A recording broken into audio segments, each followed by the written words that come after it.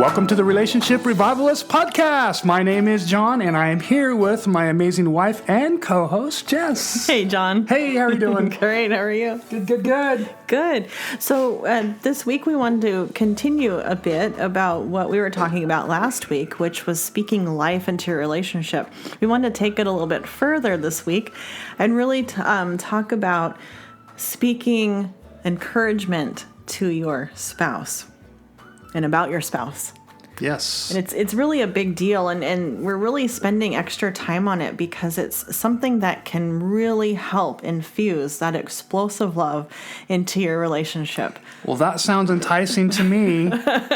I think I want explosive love too. Oh, wait, I do. I really do.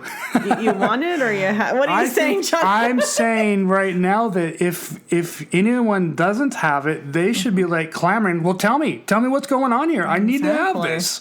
And even if you already have it or have experienced it, you want it to keep happening, right? Absolutely. This is a huge key, and to get it to keep happening. Jess, tell me now. Tell you more? I want to know now. Don't hold back from me any further.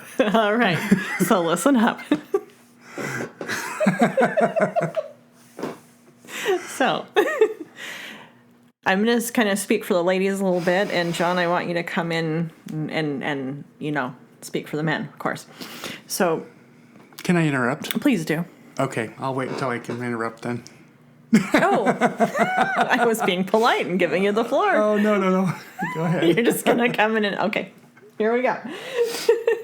So we are talking about speaking positive things to your spouse, about your spouse. Right away, I want to start by saying we never want to talk bad about our spouses. Now, what I mean is if there's something really terrible going on in your relationship and you need to talk to someone about it, do that, get the help you need if that's the direction your relationship has gone in. But I'm not talking about that. I'm talking about how when you get together with your girlfriends and it's kind of fun to start talking about your husbands, and a lot of times it can take a negative turn, and you start thinking of stories and try to one-up each other on stories about the stupid things your husbands did, right? And that might be a lot of fun, but it's a slippery slope. Let me warn you. You don't want to start talking that kind of negativity about your husband, because please do tell us why, because I think this is a very, very important thing that we need to hear. Now you interrupt. Good job. Because last week we were talking about our words are very, very powerful. And also, when we hear our own words, we believe them the very most. And so the more you hear yourself talking bad and negative about your husband, even if it's joking, even if it's like, oh, he just does some stupid things sometimes, we all do, haha, I'm going to tell these stories. Be the lady that holds your tongue in those situations. I'd like to add, wouldn't you be glad, or aren't you glad, that the things, our words are so powerful. Aren't you glad that the things we speak out don't happen right away? Yes. For instance, think about the last 2 hours. What have you said about somebody that you knew wasn't going to happen, but if it did, what kind of consequences would it have been? Oh, and you might feel so bad about it too if it just happened instantly. Ooh, that's not good. And when... We'd have a lot more donkeys around here, I'm sure. Oh no, that can go a lot of different ways. So back to what we're talking about. That's really good, Jon. Instead, be a positive voice in your circle of friends and with your husband. And so what I really encourage you to do instead is to really think about the things that you really love about your husband. And write them down if you need to. And actually, it would really help to write them down, because we all know it's easier to remember things when we write them down. And then, actually, here's an assignment. Tell your husband what you like about him. What would that do something for you, Jon? If we were, and I'm saying hypothetically, okay, if we were in a bad spot, and you said something to me about what you like about me. I think my first response, honestly, would be a second guess. And which is a very normal response. And then, if I heard it again, I'm like, well, maybe she does like that about me. Or, it just, the more that you say something good about somebody, or whatever you say about them, the more they will start to believe it. And then they'll start telling themselves that that's what they believe. And what do you know? You've changed a belief system. And, for the good or for the bad, I hope it's for the good. But if you do something for the bad, oh my word, what kind of a weight would that be on your shoulders? That's not something you want to play around with. And, as a guy, and I'll just kind of go into the guy situation here, guys, just as much as I do, if we're in the locker room, we're talking pretty, what's the word? Kind of grotesque. I'm shocked. Yeah, and even the guys that are, playing ball for a living, I'm sure they talk about that all the time. Not that I've been in the locker room for that, but I have played high school sports and summer sports, and I know that kind of stuff goes on. And to be all honest about that, it shouldn't be going on like that. This is kind of a slippery slope, like Jess said earlier, because you start saying things about your girlfriend or your wife or what relationship you're in. And like I said before, you start saying it enough, and what do you know? What's going to happen? Those words won't fall to the ground. They will return to you completed, because that's what you wanted done. That's what you spoke out. And so we have to be very careful about the words we speak out, guys. And I would even say, don't speak out words of affirmation that you don't want going out to the general public, because you want to have the control over the words that you say to your spouse or your relationship, what relationship you're in. You want to be able to say, hey, I really appreciate you, babe. I really love you for such and such and such. You've done an amazing job, and I want to let you know that you're appreciated and you're loved. And if you heard that coming from your man, ladies, how would that make you feel?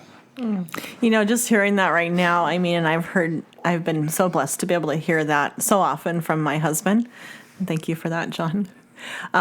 If you could have seen my face right then, I broke out into a huge smile, and already my heart was feeling very full, and it just affirms to me once again how safe I am, how loved I am, and what a deep relationship that we have together.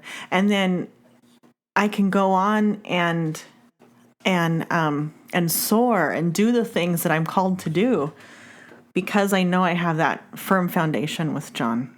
Absolutely. Yeah, and there are people that are at different levels of hurtness.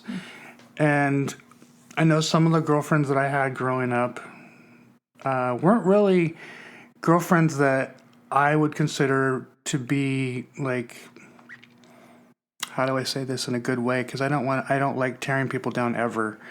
Well, I'm guessing they were probably pretty young, pretty immature. Yes, there's that, but they were probably hurt more emotionally, and so it would have taken a very, very mature guy to recognize that, instead of realizing, well, they're not just coming after me, they're actually not happy with themselves, and so they are crying for help right there. So when you're talking to people, you have to know that a lot of the times people respond out of their need, not what you need to hear. That's really, really good. That's so true.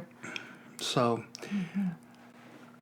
so we're at a point now where, talking to people, our spouses, we're talking about our spouses, and we want to always lift them up, because they're people too. They need to hear these words of affirmation. If they don't get it from you as their spouse, their parents might give it to them, but we're on this earth for an allotted amount of time. Sad to say, but your parents aren't going to be around the whole time to lift them up. So it's your responsibility. You're the one that took the baton from them, And now you have that responsibility to lift them up, to make sure that, you're just basically taking care of one another. Mm-hmm. And yes, you're on the same page as your spouse. You're never against them. You're always a team, and you're always building towards the next day. Mm-hmm. Exactly. In the Bible, it says you're supposed to leave your parents and cleave to I think it says cleave to your wife, but it's the same, same thing. You're cleave to your husband or your wife. And it has nothing to do with the show Leave It to Beaver. Sorry, that was a bad reference. I'm sorry. Yeah, you'll have to find a rerun if you're not sure what he means by that. Some of our audience might be a little bit younger. Well, I'm sure that YouTube or Hulu or Netflix has lots of reruns of those. It's a good show. Anyway, what were we talking about? So we were talking about leaving our... Yes. Leave and cleave. Yes. So leave your parents and cleave to your spouse. And that is so important. And so this is a huge way to do that because like Jon was saying, your spouse and you should not expect to have your parents be your number one supporters your whole life for obvious reasons. And one of those is that you should turn to your spouse and you should give that to your spouse and your spouse should give that to you and work together in that way, and give those things emotionally that you need. And some people weren't raised to be able to know how to do that and to be safe doing that. I, for one, was. I am blessed enough to, like Jon, I think, was talking about in last week's episode about my mom just lavishing him with all these compliments and positive words and affirmations. He didn't know what to do with it at first, but that's how I grew up. I knew that my parents loved me. I knew they were proud of me, and sometimes it was a little overboard, but it gave me a huge confidence. Not everyone gets to grow up that way, and so it might take your spouse a little extra long with some more extra words of affirmation and love, to be able to reciprocate that. But it is important. Yes, it is very important. And the cool thing is, the more we hear positive words of love, that we're loved and appreciated and all that, the more we live up to it too. Even if we don't see that in ourselves at first, or we think, oh, they're just playing with me. No, the more we hear it, the more we live up to it. And so remember that when you're speaking those loving words to your spouse, because they really are letting it soak in more than you think, more than you know. Absolutely. I think we spent 2 weeks on lifting up our partner, and believe it or not, we did talk to you guys about this earlier in the podcast. Actually, episode number 2. Ooh. All the way back to number 2. Can you believe that? Wow. But we felt it's so important to talk about it again. And we'll talk about it again and again and again. And we will. It'll be a reminder. I mean, just keep subscribing to this podcast if you haven't already. Mm-hmm. Also, get our ebook. There's so many good keys in our ebook, and we're giving it for free. It's 7 of them. 7 secrets. Mm-hmm. Yeah, 7. 7 secrets. 7. Isn't that like a perfect number? 7? I know, right? That's a godly number, so it has to be a good ebook. So go ahead and get it. It's you can go to our website and you can download it. Put your email address in there, and you can download it.